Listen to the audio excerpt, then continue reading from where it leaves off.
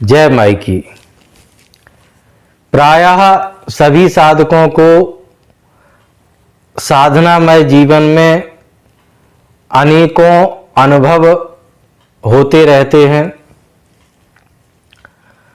और कुछ साधक ऐसे भी हैं जिन्हें किसी भी तरह के कोई अनुभव नहीं होते। अब जिस तरह के अनुभव साधकों को हो रहे हैं वे प्रायः सुखद भी होते हैं और डरावने भी होते हैं। यदि हम कुछ यूट्यूबर जो हैं उनकी ही बात करें तो बहुत भयानक और डरावनी अनुभव भी होते हैं, परंतु ऐसा कोई भी अनुभव साधकों का नजर नहीं आता, सुनाई नहीं देता, जो न तो कहीं से सुना गया हो, न देखा गया हो, न अनुभव में किसी के आया हो। अर्थात कोई भी देहातीत अनुभव किसी का भी अनुभव में नहीं आता। इन्हें ऐसे ही अनुभव होते हैं जैसे भौतिक जीवन में, सांसारिक जीवन में यदि भूख लगती है तो भोजन करने पर भोजन का अनुभव होता है। यदि काम वासना जागृत होती है तो शारीरिक सुख का अनुभव चाहिए। यदि लोभ व्याप्त होता है तो धन दौलत लग्जरी का अनुभव चाहिए। यदि मोह व्याप्त होता है तो संतान सुख का अनुभव चाहिए। और ऐसे ही व्यक्ति जब साधनामय जीवन में प्रवेश करते हैं, चाहे वे इन सभी सांसारिक सुखों से बोर होकर के प्रवेश करें या सांसारिक सुख न मिलने के कारण उस दुख से साधना में प्रवेश करें, जब वे साधना में प्रवेश करते हैं तो केवल और केवल उनकी भावना का ही परिवर्तन होता है। अभी वे सांसारिक सुखों से तृप्ति का अनुभव कर रहे थे, अब वे साधनामय जीवन जी रहे हैं। तो जो साधनामय जीवन जी रहा है वह भी तो देही ही है, उसका भी तो देह से ही संबंध है। तो वो भी जो अनुभव कर रहा है वो अनुभव भी वही कर रहा है जो उसने देह के द्वारा जाना है, समझा है, महसूस किया है या सुना है। इसलिए वे सभी उसके मन मस्तिष्क में व्याप्त होते हैं और वैसे ही अनुभवों की परिकल्पना वो साधक करने लगता है और फिर उसे वैसे ही अनुभव जीवन में आना प्रारंभ हो जाते हैं। क्योंकि यदि ऐसा न हुआ होता तब तो उसे ऐसे भी अनुभव आने चाहिए थे जो देहातीत हैं।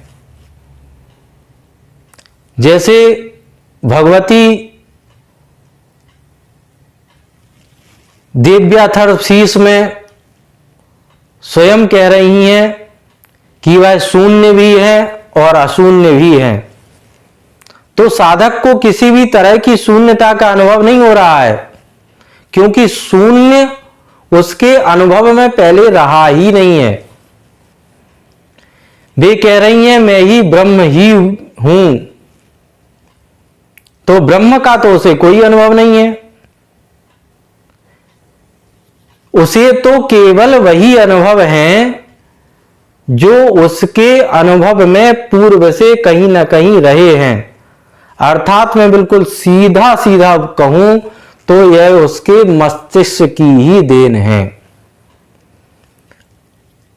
अब इसे थोड़ा इस तरह से समझने का भी प्रयास करते हैं। जैसे एक छोटा सा बालक है जिसकी आयु लगभग 3 से 5 वर्ष की है। वह अपनी मां के साथ ही रहता है, मां के साथ ही भोजन करता है, मां के साथ ही सोता है, मां के साथ ही खेलता है। ऐसे बालक से आप एक बार पूछ करके देखिए कि क्या तुमको मम्मी का अनुभव होता है? तो आप स्वयं समझ सकते हैं कि उसका जवाब क्या होगा। वह बड़ी हैरानी से आपकी ओर देखेगा, शायद सोचेगा कि ये कितना बड़ा मूर्ख है, बड़ा मां का भी कोई अनुभव होता है, वो तो मेरे साथ सदैव है ही, मैं उसी के साथ ही तो जीता हूं, और जब मैं उसके साथ जीता हूं तो मुझे उसका अनुभव होने की क्या आवश्यकता है।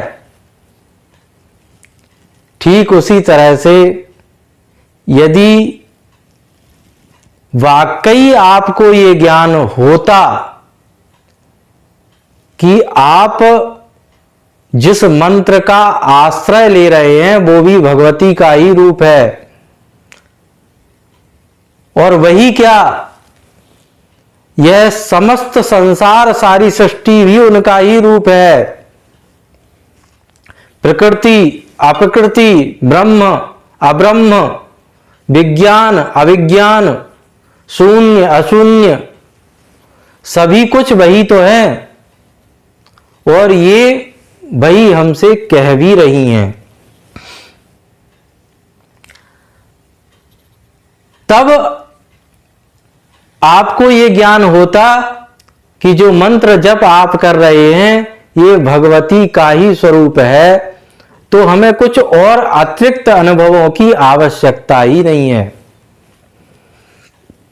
हमें इसी में आनंद का अनुभव करना चाहिए। हमें मंत्र जप करते हुए ही आनंदित होना चाहिए, आनंद का अनुभव होना चाहिए। मंत्र जप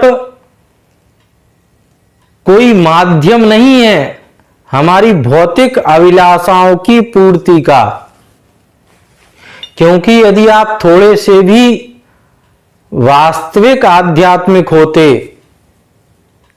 तो आपको पता होता कि आदि शंकराचार्य जी स्वयं ये कह रहे हैं, न मोक्षस्याकांक्षा भव विभव वांछापि चनमे, न विज्ञानापेक्षा शशिमुखी सुखेच्छापि न पुनः अतस्त्वाम संयाचे जननी जननम यातु मम वै मृडानी रुद्राणी शिव शिव भवानी ति जपता। वो ये कह रहे हैं कि शिव का नाम लेने में, भगवती का नाम लेने में ही इतना आनंद है कि अब मुझे किसी भी तरह की मोक्ष की कोई आकांक्षा ही नहीं रही।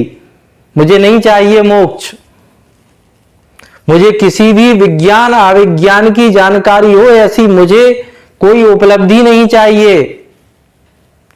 मुझे किसी चंद्रमुखी की भी अब आवश्यकता नहीं है, किसी भी भोग्य वस्तु की मुझे आवश्यकता नहीं है। और क्यों नहीं है? क्योंकि मुझे इन नामों का आश्रय में ही इतना आनंद का अमृत प्राप्त हो रहा है कि अब ये सभी चीजें अत्यंत तुच्छ और हास्यास्पद नजर आती हैं। अब यहां चिंतन करिए, कौन मूर्ख है? आप जो निरंतर भौतिक अभिलाषाओं की ओर भागे चले जा रहे हैं और ये समझने का, सोचने का आपके पास समय ही नहीं है कि आप मंत्र जप करते हुए जिस आनंद को छोड़ रहे हैं, जिसका त्याग कर रहे हैं, वही तो लक्ष्य है, उसी को तो प्राप्त करना है।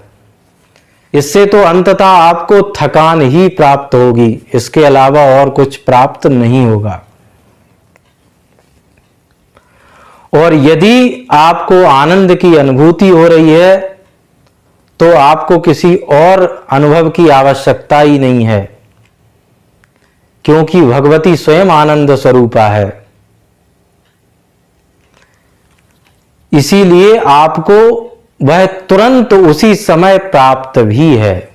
अब यह भी विचार कर लेते हैं कि आपकी इस अनुभवों की महत्वाकांक्षा से हो क्या रहा है। उससे एक तो यही हो रहा है कि अनुभवों का व्यापारीकरण होता जा रहा है। व्यापारीकरण करने वाले दो तरह के प्रायः लोग देखे जाते हैं, और ये कोई सामान्य लोग नहीं हैं, ये बड़े बड़े नाम वाले लोग हैं जो इस तरह का व्यापार कर रहे हैं। वे केवल अपने सद्गुरुदेव भगवान के अनुभव ही सुना सुनाकर वाहवाही बटोरते हुए नजर आते हैं। वे ऐसे ही अपना जीवन जी रहे हैं। इस व्यक्ति के विचारों में, इसके कृतित्व में, इसके व्यक्तित्व में तो कोई भी तरह का कोई परिवर्तन दिखाई देता ही नहीं है। ये तो जैसे पहले जीवन जीता था उसी तरह का जीवन आज भी जी रहा है। अंतर केवल इतना है कि आज उसके पास अपने सद्गुरुदेव भगवान के बहुत सारे संस्मरण हैं, और उन्हीं को सुना सुना करके वह अपने आप को महान बताते हुए जीवन व्यतीत कर रहा है। यदि वास्तव में उन्होंने कोई आध्यात्मिक जीवन जिया होता तो उनके जीवन में कुछ सृजन हुआ होता, कुछ उपलब्धि उनके जीवन में आई होती जो उन्हें स्वयं व्यक्त करने की आवश्यकता नहीं होती।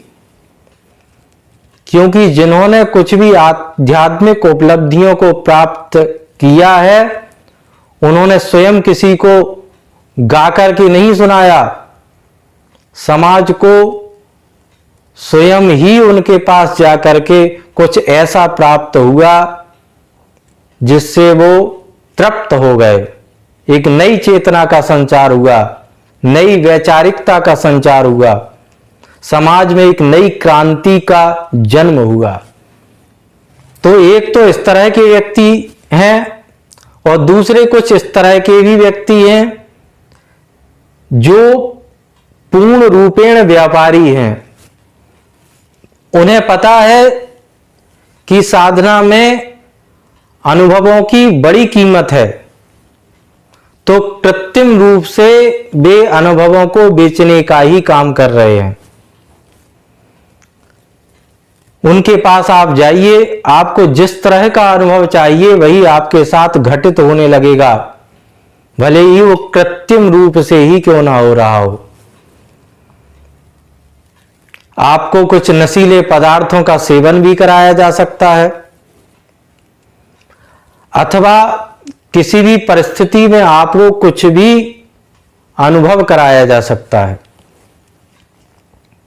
जैसे यदि किसी के अंदर भूत प्रेत का भय है तो कोई नींबू इत्यादि आपके ऊपर घुमा करके उसे काट करके कुछ लाल रंग का पदार्थ आपको दिखाया जा सकता है। यदि आपको चमत्कारों का अनुभव करना है तो बिना अग्नि प्रज्वलित किए ही अग्नि को प्राकट्य किया जा सकता है, अग्नि का।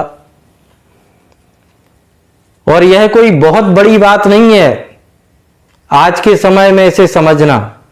आप YouTube पर जाइए, सर्च करिए, आपको इसकी हकीकत स्वयं सामने आ जाएगी। किंतु क्या इस तरह का आध्यात्मिक जीवन जीना वास्तविक आध्यात्मिकता है, वास्तविक साधना है, या हमें ये चिंतन करने की आवश्यकता है कि साधना का प्रारंभ कहां से होना चाहिए? तो साधना का प्रारंभ होना चाहिए आपके साधनामय मस्तिष्क के निर्माण से। सर्वप्रथम साधक को आवश्यकता मंत्र की नहीं है, सर्वप्रथम साधक को आवश्यकता है सद्गुरु के सानिध्य की, गुरु के सानिध्य की, जो उसके अंदर उस तरह के मन मस्तिष्क और विचारों का निर्माण करे जिससे वह यह अनुभव कर सके कि वास्तविक साधना क्या है, वास्तविक साधना का अनुभव क्या है। और यदि आपके पास उस तरह के मस्तिष्क का निर्माण करने वाला कोई सद्गुरु है तो इससे बड़ी कोई उपलब्धि आपके जीवन में और नहीं हो सकती। और यदि नहीं है तो कम से कम आप जो मंत्र जप साधना कर रहे हैं उसी को आनंद के साथ करने का प्रयास करिए, तभी आपके जीवन की सार्थकता होगी। जय माई की।